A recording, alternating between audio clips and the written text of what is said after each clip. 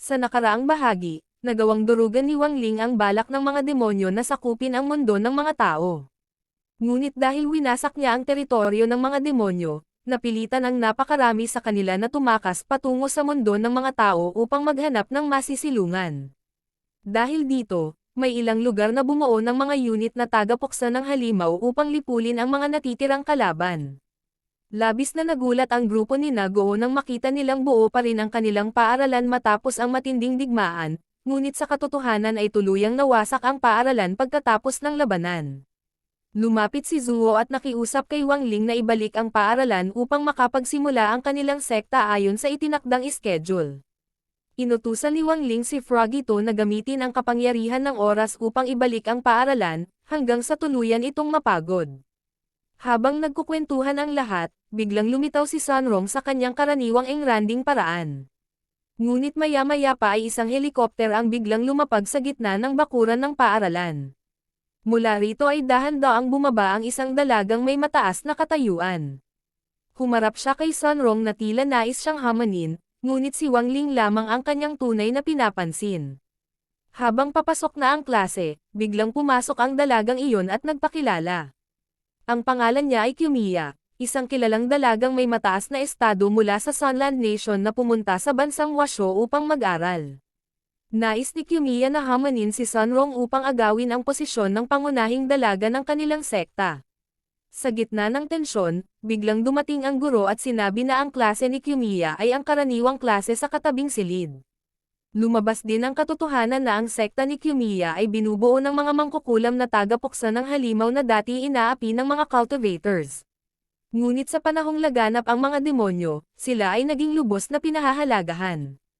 Dahil dito, nais samantalahin ni Kiyomiya ang pagkakataon upang palawakin ang kanyang kapangyarihan.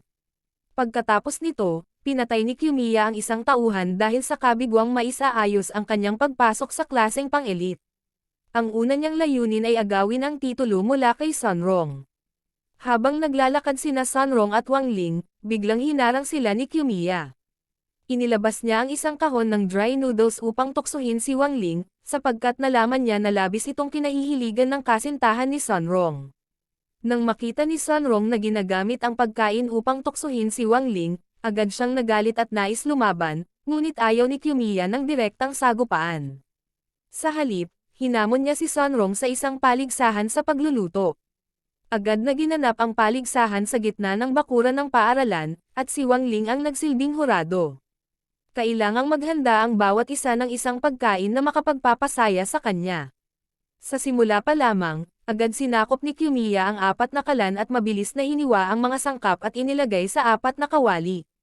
Samantala, hindi marunong magluto si Sunrong kaya ang kanyang tauhan ay nagtago sa ilalim ng mesa upang magturo sa kanya.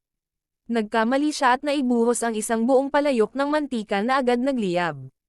Ang nagawa niya ay isang palayok ng lason, habang ang bango ng niluto ni Kiyomiya ay nagpaagaw laway sa lahat. Hindi pa man nakakabawi si Sunrong, natapos na ni Kiyomiya ang 4 na mangkok ng sabaw na may seafoods.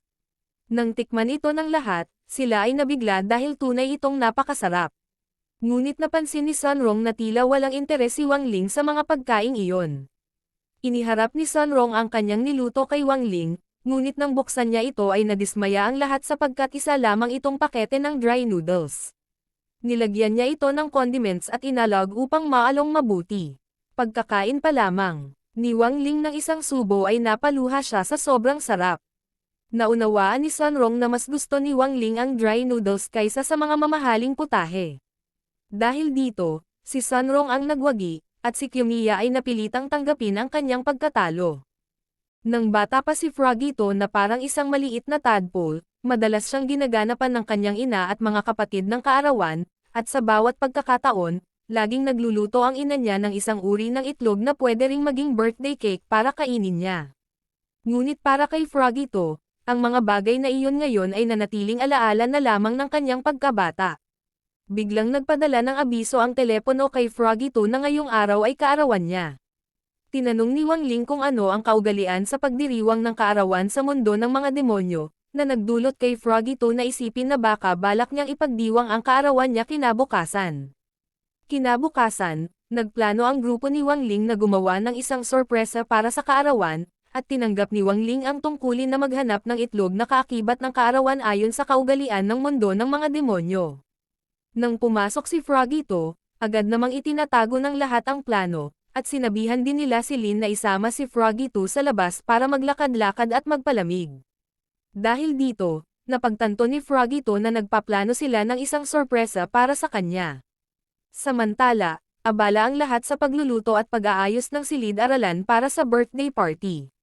Si Wang Ling naman ay nagbukas ng portal upang maglakbay patungo sa mga guho ng mundo ng mga demonyo upang hanapin ang itlog ng kaarawan, at nagtagumpay siyang makahanap ng isang buong pugad ng itlog. Nang makabalik, nabalutan si Wang Ling ng maraming cake. Si Lin at Frogito ay nakaupo sa labas ng paaralan nang biglang makita nila si Mrs. Pan. Nagulat si Frogito nang makita siyang bumalik sa paaralan para kunin ang telepono niyang nakalimutan, kaya dali-dali siyang humabol dahil abala ang lahat sa paghahanda sa loob. Pagkarating sa laboratorio, nakita lamang ni Frogito ang itlog ng kaarawan na niluluto at agad siyang nag-anyong si Zuo upang harangin si Mrs. Pan sa pintuan. Nagsalita si Frogito ng mga nakakahiya at malambing na salita kay Mrs. Pan, na nagdulot sa kanya ng pag-aalangan at pag-aatubili, kaya nagmadali si Mrs. Pan na schedule ang isang date upang manood ng sine kasama ang peking anyo ni Zuo at masaya siyang umalis. Matapos malinlang si Mrs. Pan, pagod si Frogito at bumalik sa kanyang normal na anyo.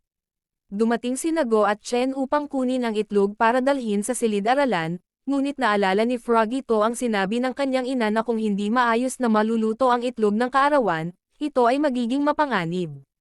Pagdating sa silid-aralan, ang itlog ay napisa at naging isang napakagandang cake ng kaarawan, ngunit biglang tumalon ito kay Chen at kinontrol ang buong katawan niya.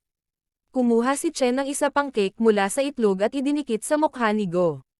Dahil sa pagkontrol ng cake, idinikit ni Go at Chen ang mukha ni Sunrong sa itlog, kaya siya rin ay nakontrol. Ang mga bodyguard ni Sunrong ay napasa kamay din ng isang pangkat ng cake habang sinusubukang iligtas siya. Pagkatapos maligo, bumalik si Wang Ling at nakita ang silid-aralan na parang battlefield. Pinagbuno niya ang lahat upang maibalik ang kanilang malay. Nang umatake si Sunrong, maingat niyang tinanggal ang cake sa mukha niya. Nang makita ang boss ng mga cake, agad niyang hinugot ang espada at pinutol ito ng pira-piraso. Malungkot ang lahat dahil nasira ng mga cake ang birthday party. Ngunit ginamit ni Frogito ang kakayahang ibalik ang oras, kahit na maaaring mabawasan ang kanyang lifespan. Nang maayos na ang lahat, excited siyang hintayin ang kanyang birthday party, ngunit lumabas na ang sorpresa ay para kay Lin. Masayang-masaya si Lin at luha ang bumuhos sa kanyang mga mata, habang si Frogito ay nakatayo lang na tila hindi makapagsalita dahil hindi para sa kanya ang sorpresa. Maraming araw ang lumipas nang dinala ni Go ang lahat sa bundok sa likod ng kanilang bahay upang maghanap ng halamang gamot, ngunit ilang sandali pa lang ang nilakad nila ay aksidenteng nakatagpo sila ng isang higanteng gorilya at hinabol sila nito kaya tumakbo silang parang hangin. Sa gitna ng kaguluhan, nadapa si Frogito at natapot sa isang bitag kaya't nakabitin siya sa puno.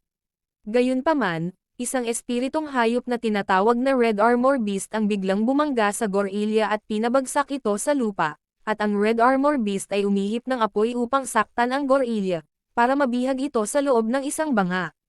Lumabas na si Tang ang may-ari ng Red Armor Beast at siya rin ang taong nakabihag sa gorilya. Kamakailan, sumikat ang isang app na nagpapakita ng lokasyon ng mga ligaw na espiritong hayop, at kapag nabihag ang isang espiritong hayop sa banga, nagiging alaga ito ng nakabihag. Ngunit hindi gusto ni Go ang hindi makataong paraan ng pagbihag ni Tang. Biglang may napansin silang kuneho na naipit sa bitag, kaya't dali-dali itong pinalaya ni Go, at naisip nila na si Tang ang naglagay ng mga bitag sa buong kagubatan para makahuli ng mga espiritong hayop. Naramdaman ni Frogito ang isang amoy at nang sundan nila ito, natagpuan nila ang isang maliit na unicorn beast na espiritong hayop na nasugatan, kaya't dali-dali nila itong dinala sa bahay ni Go upang lunasan. Ang bahay ni Go ay isang pet shop kaya't punong-puno ito ng halamang gamot para gamutin ang espiritong hayop. Matapos balutin ang sugat ng unicorn na hayop, agad na nagpunta si Go upang gumawa ng gamot, ngunit kailangan niya ng isang oras para matapos ang gamot, at hindi kakayanin ng espiritong hayop na maghintay ng ganoong katagal. Gayunpaman, Nang pakainin ni Wang Ling ng kaunting instant noodles ang unicorn, agad na gumaling ang sugat nito at nakatakbo at tumalon ng masaya, na ikinagulat ng lahat. Pagkatapos, nagpa siya si Go na ampunan ang unicorn at pinangalanan itong Sylvie. Biglang pumasok si Tang at inutusan ang lahat na isauli si Sylvie sa kanya, dahil ayon sa batas, ang unang nakasugat sa espiritong hayop ang may karapatang mag-ari nito, at siya ang nakasugat kay Sylvie kaya nais niyang ibalik ito. Ngunit ayaw ni Go na isauli si Sylvie, kaya't iminungkahi niyang maglaban sila sa isang duelo na kung saan maglalaban ang parehong espiritong hayop, tulad ng sa anime na Pokemon. Sinabi ni Go kay Froggy 2 na lumaban, ngunit galit pa ito sa kanila dahil sa nakaraang kaarawan, kaya't naglakas loob si Sylvie upang lumaban sa Red Armor Beast ni Tang. Nang umatake ang Red Armor Beast, inutusan ni Go si Sylvie na umatake, ngunit napakahina nito kaya't walang epektong pinsala sa kalaban. Inutusan ni Tang ang Red Armor Beast na umihip ng apoy upang kuhanin ang paligid at hadlangan si Sylvie na makatakas. Nang makita ni Wang Ling ang sitwasyon, ginamit niya ang kanyang kakayahan upang tulungan si Sylvie na mag-evolve, at nagbago ito bilang isang maalamat na espiritong hayop sa harap ng lahat. Nang umihip ng apoy ang Red Armor Beast, tumugon si Sylvie sa pamamagitan ng pagpapalabas ng enerhiya upang hadlangan ito, at saka ito bumangga sa Red Armor Beast, na nagpadala kay Tang at sa kanyang Red Armor Beast palayo. Laking tuwa ng lahat nang makita nilang nanalo si Sylvie. Habang nakaupo sa loob ng helikopter, biglang nakita ni Kiyomiya ang napakaraming estudyanteng nagkakatipon sa harap ng gate ng paaralan. Inakala niya na sinalubong siya ng mga ito, kaya nang makalapag ang helikopter ay masigla niyang binati ang mga kasamahan niyang kaklase. Ngunit lumabas na ang lahat ay nakapalibot lamang kay Sylvie at walang kahit kaunting pakialam sa kanya. Labis na nagalit si Kiyomiya nang malaman niyang mas mababa pa ang kasikatan niya kaysa kay Sylvie. Maya-maya, napagtanto niyang si Sylvie ay isang napakabihirang espiritong halimaw, kaya nang pumasok na ang lahat sa klase ay sinubukan ni Froggy 2 na kainin si Sylvie upang mapalakas ang kanyang espiritong lakas. Ngunit bago pa siya makakilos, dumating agad si Wang Ling at isang hampas lamang ay napadapan niya si Froggy 2. Gumuhit si Wang Ling ng isang bilog na protection sa paligid ni Sylvie upang maiwasan ang anumang panganib. Pagkaalis ni na Wang Ling at Froggy 2, palihim na lumapit si Kiyomiya upang hulihin si Sylvie, ngunit nang mahawakan niya ang bilog na ginawa ni Wang Ling ay agad siyang itinaboy paitaas at sumabit sa puno. Sa oras ng pahinga, nagdala ang lahat ng maraming pagkain para kay Sylvie. Dumating si Teacher Zokang at pinagalitan ang mga estudyante dahil bawal magdala ng espiritong halimaw sa paaralan, ngunit nang makita niyang napaka-cute ni Sylvie ay pinalampas niya muna ito. Samantala, nag-iisip si Kiyomiya ng paraan upang mapalabas si Sylvie mula sa protection. Nang walang nakakapansin, pinakain niya ito ng isang kakaibang tableta. Namangha ang lahat ng biglang maging isang higanteng espiritong halimaw si Sylvie, ngunit inakala nilang nag-evolve lamang ito. Dahil sa laki nito, aksidenteng nasira ni Sylvie ang maraming bahagi ng paaralan. Gayunpaman, ayaw pa ring parusahan ni Teacher Zokang si Sylvie dahil isa itong maalamat na espiritong halimaw. Subalit dinaglaon ay tumae si Sylvie ng isang napakalaking dumi sa ulo ni Teacher Zokang, kaya galit niyang inutusan ang grupo ni Wang Ling na ikulong ito sa bodega. Naniniwala si Wang Ling na dapat ibalik si Sylvie sa kalikasan dahil hindi ito nababagay sa mundo ng tao. Pagkaalis ng grupo ni Wang Ling, pumasok si Kiyomiya at ang kanyang mga tauhan sa bodega upang hulihin si Sylvie. Inilabas niya ang isang batong ebolusyon upang tulungan itong mag-evolve ang sarili niya, ngunit nalunok ni Sylvie ang bato. Sa sobrang gulat, nasigawan niya ito at pinilit na iluwa ang bato. Hindi nagtagal, nakita ni na Wang Ling at Go na naging isang halimaw si Sylvie at tuluyan na itong nawalan ng kontrol, kaya naghasik ito ng pagkawasak sa buong lungsod. Dahil dito, mabilis na dumating ang 7 stars upang lipulin si Sylvie. Nang maghanda ang 7 stars na umatake, hamarang si Go, ngunit bigla siyang nilamon ni Sylvie at saka umatake sa grupo.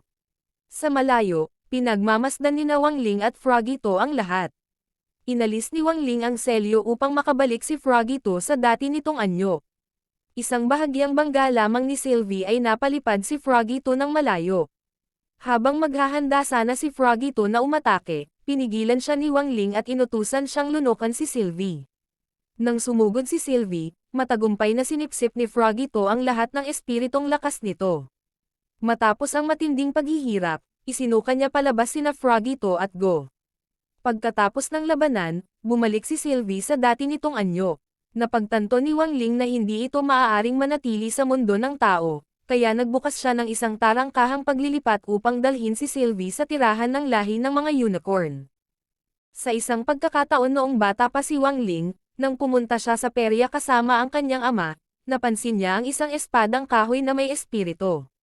Ngunit ang nagtitinda roon ay patuloy na hinihikayat ang ama ni Wang Ling na bumili ng isang bakal na espada sa sobrang mahal na presyo. Dahil alam ni Wang Ling na napakalakas ng espadang kahoy, pinilit niya ang kanyang ama na bilhin iyon para sa kanya. Pagkatapos mabili ang espada, umalis ang mag-ama ngunit nakalimutan nila ang kaluban ng espada sa pwesto ng nagtitinda. Sa gabi ng kabilugan ng buwan, nagtipon ang 4 na dakilang swordsman sa Songhai upang maglaban. Biglang lumitaw ang isang swordsman na nakaputi at hinamon ang 4 na iyon. Tinalo niya ang buong grupo at pagkatapos ay misteryosong nawala. Sa oras ng practice, inutusan si Wang Ling na makipagduelo kay Chen sa harap ng buong klase. Gayunpaman, minamaliit ni Chen si Wang Ling nang makita niyang espada lang na kahoy ang gamit nito. Ngunit nang sumugod si Chen, naputol at nabaluktot ang kanyang espada sa isang hampas ng espada ni Wang Ling, na ikinagulat niya ng husto. Pagkatapos nito, niyakap ni Chen ang kanyang espada at umiyak ng malakas. Sa tabi naman, habang nagsasanay si Sunrong, biglang lumipad ang kanyang mga espada patungo kay Wang Ling at dumaikit ang mga ito sa espadang kahoy ni Wang Ling na hindi na mahila pa. Inakala ni Lin na ang espiritong espada ni Wang Ling ay pumapasok na sa yugto ng awakening, kaya naglalabas ito ng napakalakas na puwersang parang magnet. Sinabi ni Lin kay Wang Ling na puntahan ang Sword Spirit Sister upang humingi ng tulong. Pagkatapos nilang makilala muli ang Sword Spirit Sister, lumipat si Lin at ang ate nito sa isang libingan ng mga espada upang doon manirahan. Ang libingan ng espada ay isang lugar kung saan karaniwang itinatapon ang mga sirang espada na hindi na ginagamit. Nang marinig ng Sword Spirit Sister ang boses ni Lin na umuuwi, agad siyang lumabas upang salubungin ito. Inanyayahan niya ang lahat na pumasok sa bahay at nangakong aayusin ang sirang espada ni Chen. Gayunpaman, biglang kumapit ang espadang kahoy ni Wang Ling sa katawan ng Sword Spirit Sister, na ikinasakit ng damdamin ng mga espada ni Sunrong. Lumabas ang katotohanan na ang mga espiritong espada na nagsisimula ng mag-awaken ay naaakit sa mga espiritong espada na kabaligtaran ang kasarian. Habang nag-uusap ang lahat, biglang dumating si Zuo upang magpasuri ng espada dahil ang lahat ng espada ng 7 stars ay nabasag ng swordsman na nakaputi sa isang sagupaan. Ang babaeng iyon ay madalas hamanin ang mga nagdaraan at walang awa niyang binabaluktot ang kanilang mga espada. Maya-maya, nakatanggap ang lahat ng balita na muling nagpakita ang swordsman na nakaputi. Sa sandaling iyon, nakikipaglaban siya sa mga tauhan ni Kiyomiya. Ngunit nang malaman ni Kiyomiya na paparating ang 7 stars, agad niyang inutusan ang kanyang mga tao na umatras. Pagdating nila sa lugar, ginamit ni Go ang mahikang lupa upang atakihin ang swordsman, at mabilis ding lumitaw ang iba upang palibutan siya. Gayunpaman, hindi pa rin nila siya matalo dahil napakalakas niya. Samantala, sinusubukan ni Wang Ling na tanggalin ang espadang kahoy mula sa katawan ng Sword Spirit Sister ngunit hindi niya magawa. Nagtagumpay ang Sword Spirit Sister na hikayatin ang munting espadang kahoy, dahil gusto talaga siya nito. Kasabay nito, si Sunrong at ang iba pa ay natalo na rin ng swordsman. Pagkaraan, ang munting espadang kahoy ay naganyong tao upang labanan ang swordsman. Ngunit biglang napagtanto ni Wang Ling na ang babaeng iyon ay ang kaluban ng espada na dati niyang naiwan. Kaya hinila niya ang munting espadang kahoy at itinusok ito sa katawan ng babae, dahilan upang bumalik siya sa anyong kaluban ng espada. Lumalabas na ang swordsman ay naganyong tao upang hanapin ang kanyang nakababatang kapatid na espadang kahoy na si Jinke. Sa huli, pinilit ni Wang Ling ang babaeng iyon na ayusin ang mga espada ng lahat bilang parusa sa paninira na kanyang ginawa. Inutusan ni Kiyomiya ang kanyang mga tauhan na salakayin ang isang tren na may kargang mga kayamanang ipa o oksiyon, na binabantayan ng grupo ng 7 stars. Nagtagumpay silang makuha ang isang kayamanan at agad nilang pinutol ang isang bagong tren upang makatakas. Ngunit may isang albularyo na nagngangalang Thunder na palihim na nabawi ang kayamanang iyon nang hindi nila namamalayan. Ang dinala naman pabalik ng mga tauhan ni Kiyomiya sa kanya ay isang bomba, dahil palihim itong ipinagpalit ni Thunder. Samantala, nagtipon ang mga taong kabilang sa mataas na lipunan sa isang engranding auksyon ng mga kayamanan na ginanap sa lungsod. Ang kayamanang balak na kawi ni Kiyomiya ay ang pinakamahalagang bagay sa buong auksyon. Nakiisa rin si Thunder sa auksyon upang subukang mabili ang kayamanang iyon. Sa parehong oras, si Wang Ling ay naglalaro ng barahang laro kasama ang ilang batang kapitbahay. Isa sa mga bata ang gumamit ng gintong baraha na may larawan ng gorilya at madaling tinalo si Wang Ling. Pinagtawanan siya ng mga bata at tinawag na mahina, ngunit sinabi rin nilang hindi siya nanalo dahil wala siyang gintong baraha tulad nila. Opisyal nang nagsimula ang auksyon ng mga kayamanan, at inilabas ng mga tagapag-ayos ang napakaraming mahahalagang bagay para pagtawaran ng mga mayayaman.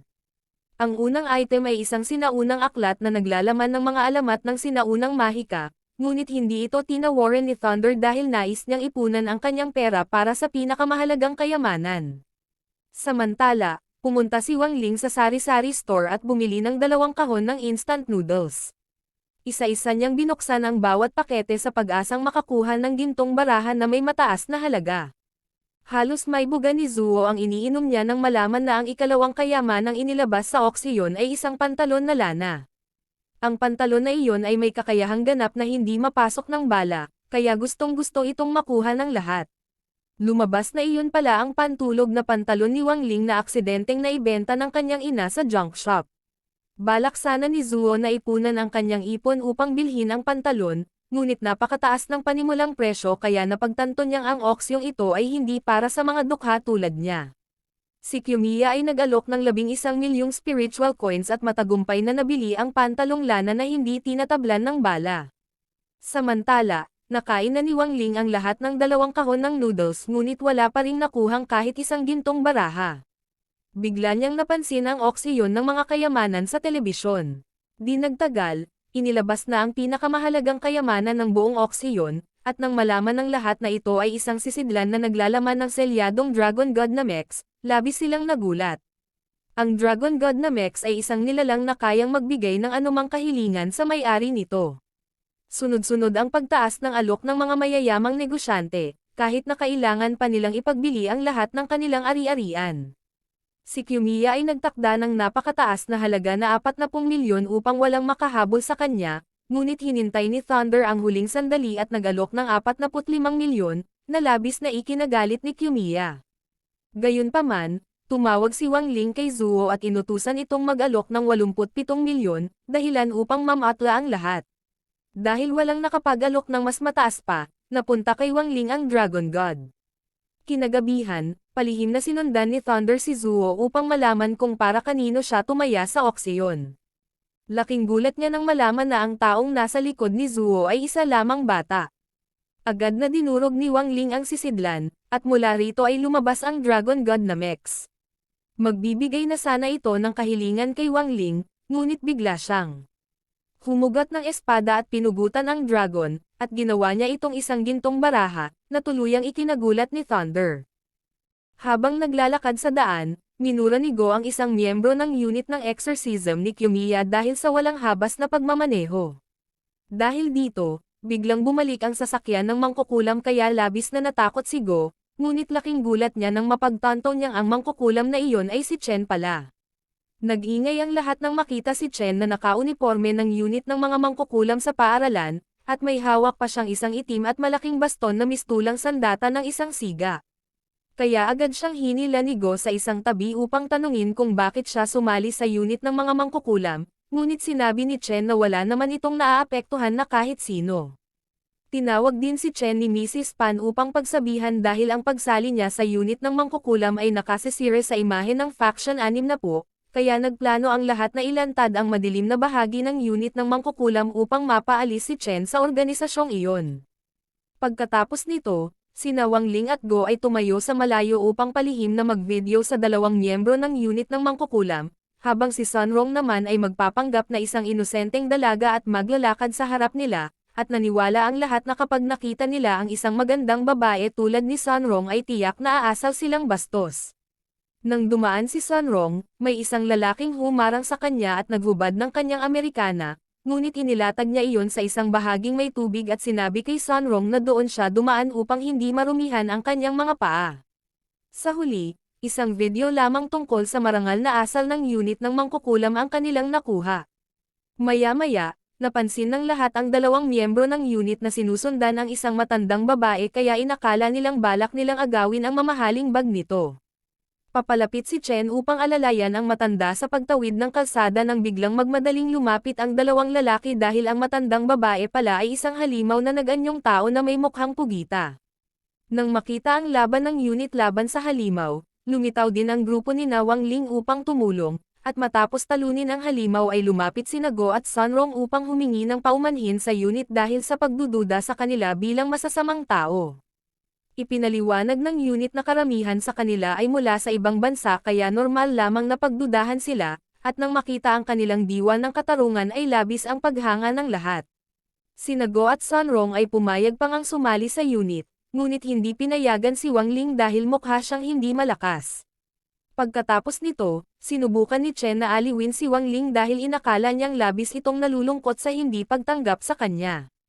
Ilang araw na ang nakalipas, pinalaya si Chen ng kanyang ama dahil pinabaluktot ni Wang Ling ang kanilang minanang mahalagang espada, kaya nagpagala-gala si Chen sa gitna ng ulan at hangin at nagkataong nakasalubong ang isang halimaw, ngunit dumating ang unit upang iligtas siya, dahilan upang siya ay lubos na magpasalamat.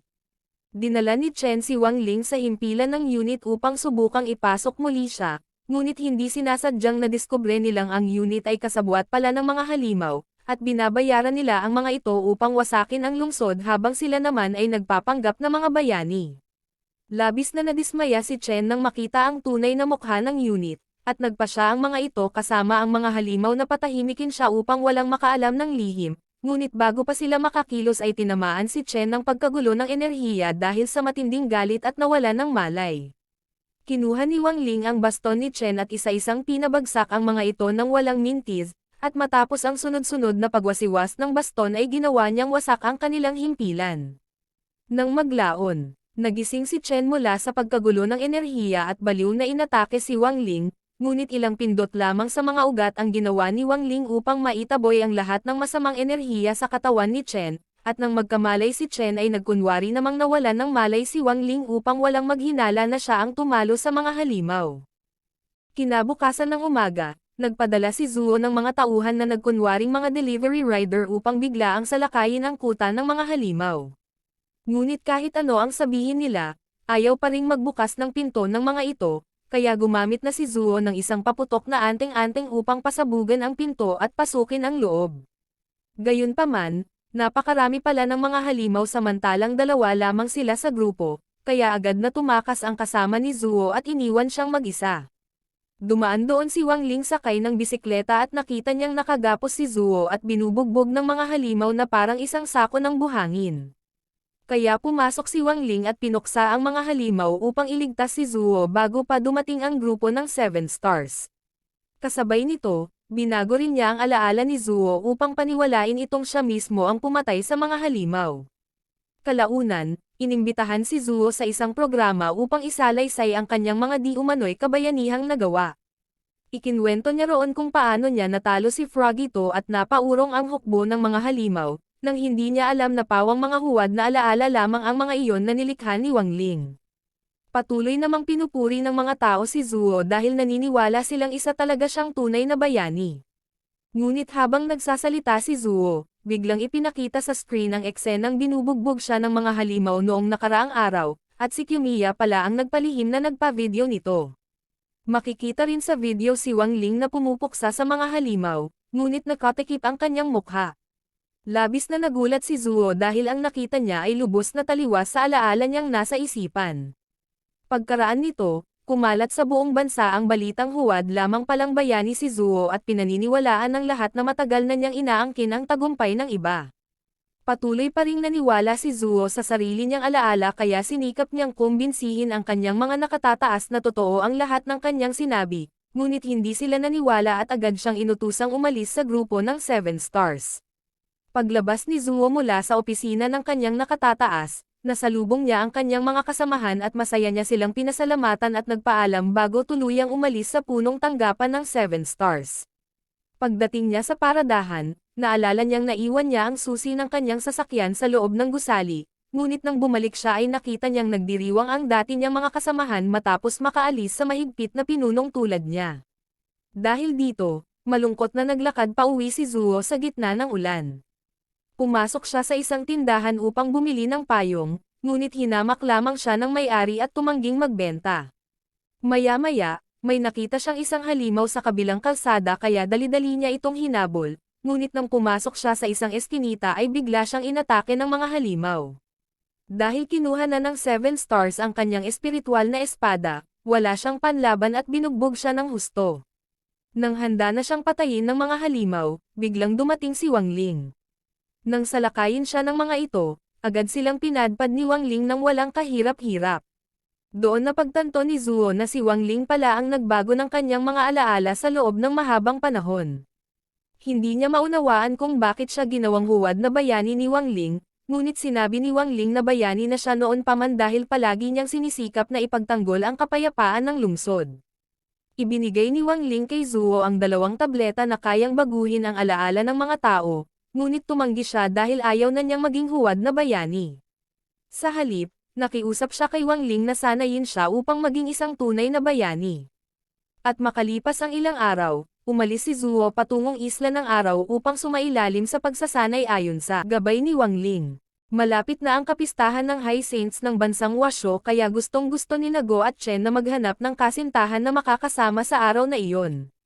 Balak ni Go na ligawan si Kiyomiya dahil mukhang wala pa itong kasintahan, samantalang gusto naman ni Chen na imbitahan si Sunrong ngunit wala siyang lakas ng loob na magsalita. Sinubukan ni Go na palakasin ang loob ni Chen na yayain si Sunrong dahil minsan lang sa isang taon ang kapistahan ng High Saints. Kaya inayos ni Chen ang kanyang buhok at sumunod kay Sunrong upang imbitahan ito, ngunit si Sunrong mismo ang nag-imbita kay Wang Ling na makipag-date sa kanya, dahilan upang matulala si Chen.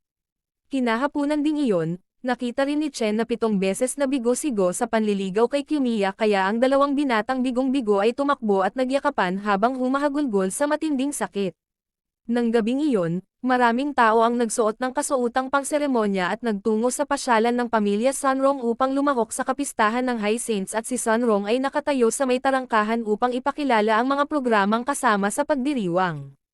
Ang seremonyang ito ay para lamang sa mga magkasintahan kaya labis na nag-alala si Go, samantalang pinayagan naman ni Sunrong si Wang Ling na pumasok sa pamamagitan ng VIP na daanan upang makasama siyang maglibot sa pista.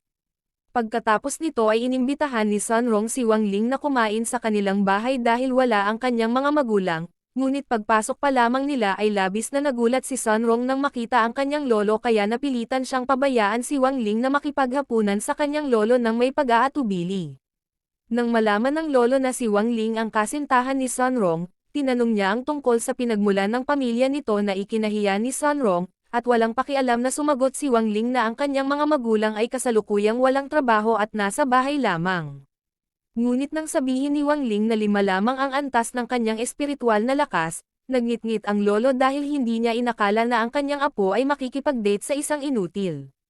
Gayunpaman, kinailangan pa ring sundin ng lolo ang tradisyon ng pamilyang Sun na kung makapapasa si Wang Ling sa 3 pagsubok ng pamilya Sun ay maaari niyang pakasalan si Sunrong kaagad pagkatapos. Dinala ng lolo sina Wang Ling at Sunrong sa isang makinang panukat ng lakas sa parke at malakas na hinampas ng lolo ang makina gamit ang martilyo at nakakuha ng perpektong puntos. Matapos ipakita ito, sinabi niyang subukan naman ni Wang Ling. Bahagyang hinampas ni Wang Ling ang makina kaya nagtawanan ang lahat, ngunit bigla itong sumabog dahilan upang manlaki ang mga mata ng lolo sa takot. Ang ikalawang pagsubok na kailangang lampasan ni Wang Ling ay ang pana. Nagpakita ng halimbawa ang lolo sa pamamagitan ng pagtama sa isang parol sa bundok sa likod ng parke at inutusan si Wang Ling na tumama rin sa isang parol. Nagpakawala si Wang Ling ng isang napakalakas na palaso ngunit hindi nito tinamaan ang parol. Gayunpaman, umikot ang palaso sa buong mundo ng sobrang bilis at bumalik upang pasabugan ang buong bundok sa likod ng parke sa harap ng takot ng lahat. Pagkatapos nito, galit na dinala ng lolo si Wang Ling sa imbakan ng mga sandata ng pamilyang Sun, at ang huling pagsubok na kailangang lampasan ni Wang Ling ay ang talunin mismo ang lolo. Nangamba si Sun Rong na baka mamatay ang kanyang lolo kapag tinamaan ng atake ni Wang Ling, ngunit nang makita ni Wang Ling na ayaw sumuko ang lolo ay binunot niya ang isang pamalo upang labanan ito. Laking gulat ng lahat dahil iyon pala ang sacred cudgel ng ninunong si Sun Wukong na may bigat na higit sa 15,000 pounds at kailanman ay walang sino mang nakabuhat nito, kaya ang lolo at ang lahat ay lumuhad sa harap ni Wang Ling. Nang matapos ang lahat, nagpalipad ng mga parol sina Wang Ling at Sun Rong kasama ang iba, at ipinabukas din ng lolo ang silid ng mga sandata upang makita nila ang sacred cudgel ng kanilang ninuno, ngunit bigla itong nawala kaya lahat ay lubhang nagulat. Isang araw bago iyon, kakagising pa lamang ni Kiyomiya at naghihilamos at nagsisipilyo nang magbalita ang telebisyon tungkol sa pista ng Hyacinths. Ipinadala ng ama ni Kiyomiya ang isang uwak na kanyang kinokontrol at lumipad ito papunta sa kanya upang sabihin na sumali siya sa pistang ito at nakawin ang sacred cudgel ng pamilyang Sun. Nang gabing iyon, pagdating ni Kiyomiya sa harap ng tarangkahan, hinarang siya ng mga gwardya dahil tanging mga taong may kapareha lamang ang pinapayagang pumasok. Nagkataon namang nakasalubong niya si Lin, kaya iminungkahi ni Kiyomiya na magkapareha sila. Ngunit nang sumama siya kay Lin, dinala siya nito sa kusina at doon niya nalaman na naroon si Lin upang magtrabaho ng part-time para sa pamilya ni Sun Rong, hindi upang makisali sa pista. Sa pag-aakalang naroon din si Kiyomiya para magtrabaho, inutusan siya ng tagapamahala ng parke na maghugas ng mga pinggan. Pagkatapos niyang matapos ang paghuhugas, dinala siya ni Lin upang maghanda ng napakaraming mga tinuhag na karne. Tiniis ni Kiyomiya ang lahat ng ito upang magawa ang kanyang misyon na nakawin ang cudgel. Makalipas nito, inatasan si Kiyomiya na magbuhat ng isang tore ng mga baso palabas ng pangunahing bulwagan. Pagkatapos niyang magawa ang gawain, biglang lumapit si Thunder at nakipag-usap sa kanya dahil naramdaman nitong may dala siyang isang napakalakas na banal na kayamanan. Dahil dito, sinira ni Kiyomiya ang tore ng mga baso at sinamantala ang pagkakataon upang tumakas. Sumunod si Kiyomiya kay Lin upang makapasok sa pangunahing gusali ng pamilyang Sun, ngunit hindi niya alam kung saan nakatago ang sacred cudgel. Nang malaman niya mula kay Lin na ito ay nasa imbakan ng mga sandata, dali-dali siyang nagtungo roon. Pagdating niya, paalis na sina Wang Ling at ang iba pa matapos nilang makumpleto ang huling pagsubok ng lolo ni Sun Rong. Dahil karamihan sa mga tao ay lumabas na upang magpalipad ng mga parol, naging madali para kay Kiyomiya na makapasok sa imbakan ng mga sandata nang hindi nakakaranas ng kahit anong hadlang. Mabilis na dumating sa pinangyarihan ang grupo ng 7 Stars upang imbestigahan kung sino ang kumuha ng sacred cudgel, at mariing iginiit ng lolo ni Sun Rong na si Wang Ling ang magnanakaw dahil siya lang ang kayang bumuhat ng naturang tungkod.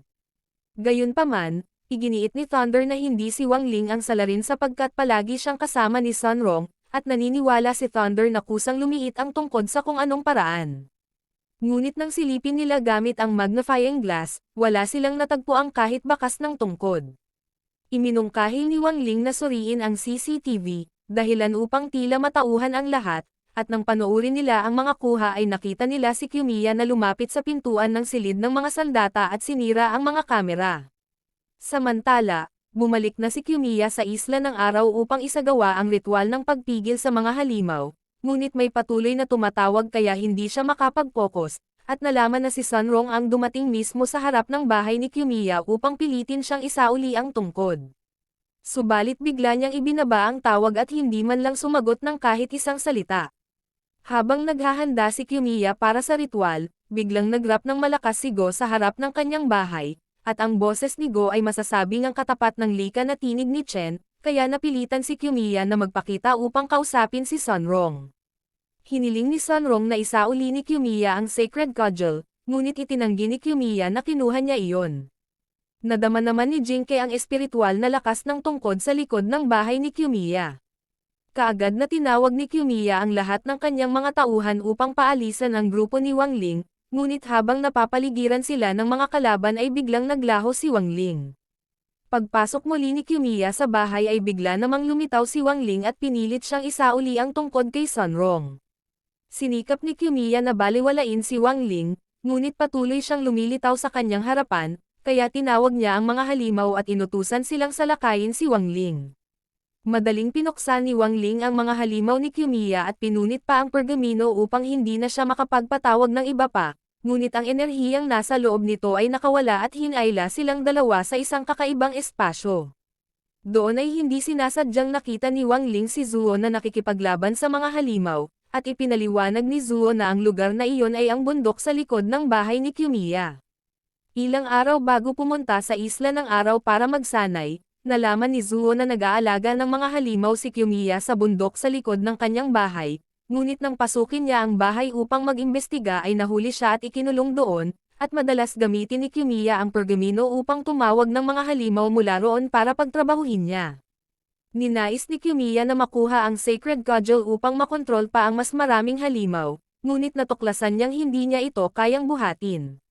Dito nagtaka si Wang Ling kung sino nga ba ang tunay na kumuha ng tungkod, nang biglang may isang gumamit ng Sacred Cudgel upang wasakin ang hadlang na nagkukulong sa mga halimaw ng bahay ni Kiyomiya, ikinagulat ng lahat.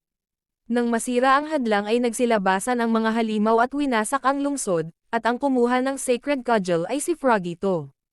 Sa isang gabing malakas ang ulan at hangin, pinangunahan ni Zuo ang grupo ng 7 Stars sa paghabol sa mga halimaw sa lungsod, at biglang lumitaw si Frogito at inililigaw si Zuo sa ibang direksyon upang iligtas ang isang halimaw. Nang makilala ng halimaw na si Frogito ay isang hari ng mga halimaw, nakiusap ito na bumalik siya upang pamunuan muli ang kanilang lahi, ngunit tumanggi si Frogito dahil nasanay na siya sa buhay sa mundo ng mga tao. Gayunpaman, pagkatapos ng nabigong handaan sa kaarawan, napagtanto ni Frogito na wala talagang tinitingnan siyang kaibigan ang lahat, at habang malungkot na naglalakad sa ilalim ng ulan, muling nakatagpo niya ang halimaw na niligtas niya noon.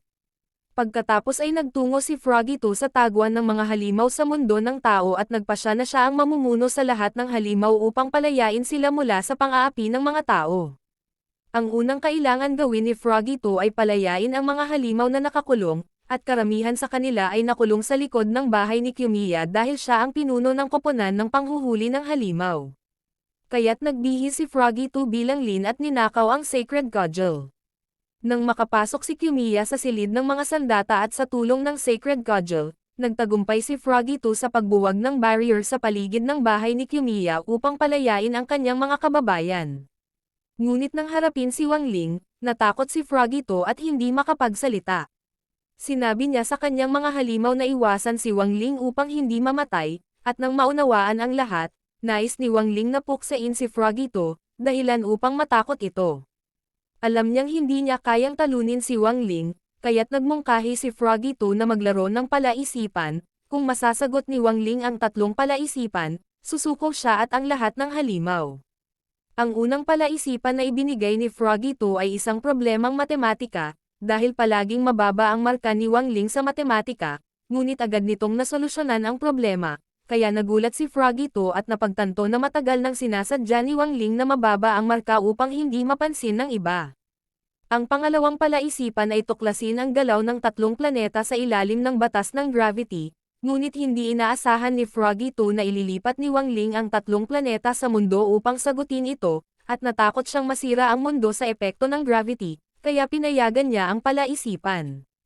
Hindi alam ni Frogito kung ano ang ikatlong palaisipan para hamanin si Wang Ling, ngunit bigla niyang tinanong kung alam ba ni Wang Ling kung kailan ang kaarawan niya, at nang makita ang pag-aatubili nito, labis siyang nagalit dahil hindi niya akalain na matagal silang magkasama at hindi alam ni Wang Ling ang kanyang kaarawan. Bumalik sa dating anyo si Frogito upang makipaglaban kay Wang Ling at ginamit ang kapangyarihan ng pag-freeze ng oras, ngunit palaging tinatamaan siya ni Wang Ling. Patuloy niyang ginamit ang pag-rewind ng oras tuwing tinatamaan, ngunit palaging nadudurog siya ng suntok ni Wang Ling. Ngunit hindi nagpatinag si Frogito, dahil nasa likod niya ang lahat ng halimaw, at ginamit ang kanyang kapangyarihan kay Wang Ling upang gawing bata, ngunit kahit na bata, madali pa rin siyang tinamaan ni Wang Ling sa bawat suntok. Dito lamang napagtanto ni Frogito na may kapangyarihang lampas sa tao si Wang Ling mula pa sa kanyang kapanganakan, kaya nilamon niya si Wang Ling upang itali ito sa isang loop ng oras. Pagkatapos, nakita ni Wang Ling si Frogito na umiiyak na parang aso at niyakap siya, sinasabing bumalik siyang mabuhay kasama ang lahat. Lumabas na 7 beses na bigo si Frogito sa pagtatali kay Wang Ling, ngunit hindi lamang pinatawad ni Wang Ling si Frogito, lumikha pa siya ng bagong mundo para sa mga halimaw, na labis ikinagulat ni Frogito. Pagkatapos maghiwalay kay Wang Ling, pinangunahan ni Frogito ang lahat ng halimaw patungo sa bagong mundong iyon upang manirahan, at sa wakas, ang lahat ng kabuluhan sa Isla ng Araw ay natapos ng maayos, at matagumpay na nahanap ni Wang Ling ang Sacred Cudgel para sa pamilya ni Sunrong.